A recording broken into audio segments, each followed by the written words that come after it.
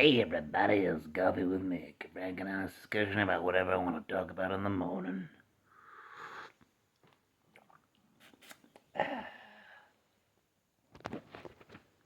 Are real monsters and Monsters Inc. Ain't that the biggest question of them all? Which did it better? But I'm honestly confused, because, like, with Monsters Inc., they had, like, a real reason for, like, wanting to scare children. You know? Like, for power, literal power, electrical power. But in Not Real Monsters, it's like, it's like an art form, just a way of life. Keep up their secret facade of living in the garbage and, the trashity trash they want. So I think, like, I'm not sure, I think monsters are immortal. I'm pretty sure they're immortal, yeah. I remember Crumb's dad being alive since the Civil War, and one of his eyes got mistaken for a bullet shoved into a musket, and then it fired, and then it was destroyed. Yeah. And then he had to wear a black glove over his hand the entire time. That was pretty interesting.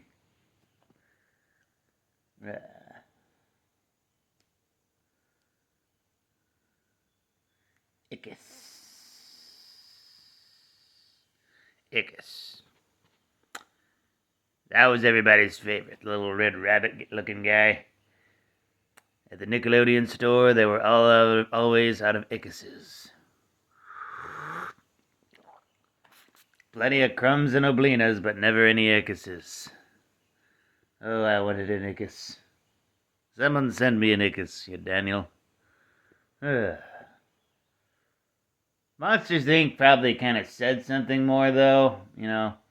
Metaphor for the energy crisis and the, exploitative ways that big companies will go to, continue their profits to stay relevant. Like, Water Noose was, like, just fully okay with, like, kidnapping children just to power his company, because they, apparently in this entire world of monsters, no one figured out that laugh power was more, like, reliable than scream power. Yeah.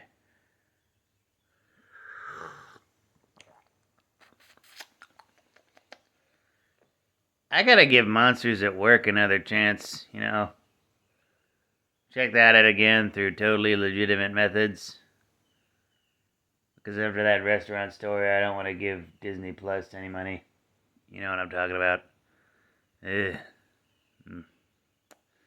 Technically, it wasn't Disney. It was a restaurant that was in Disneyland, but still, due to the Disney Plus stuff, yeah, I know, you know about it. You know about it. Ugh, too depressing. Oof. Oof, too depressing. Ugh. Gotta love the Grumble, the teacher from Ariel. It's just this weird, like, would you call it the Grumble a cross-dresser if, like, no one's real gender in that show seemed that on the nose from the physical appearances of themselves?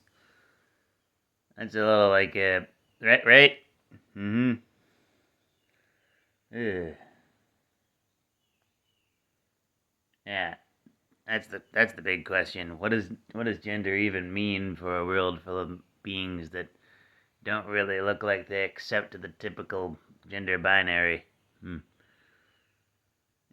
That's the same thing about Cybertronians too. Do Cybertronians have sex? I don't think they do. They have protoforms. They make them. That's a whole confusing pile of canopies. Mm-hmm. Yeah. As for which one I think is better, not sure. Real or Monsters Inc. Monsters at Work, yada yada. Not sure. What do you think? Tell me in the comments, you frickin' bastards. Either way, I hope you have a morning.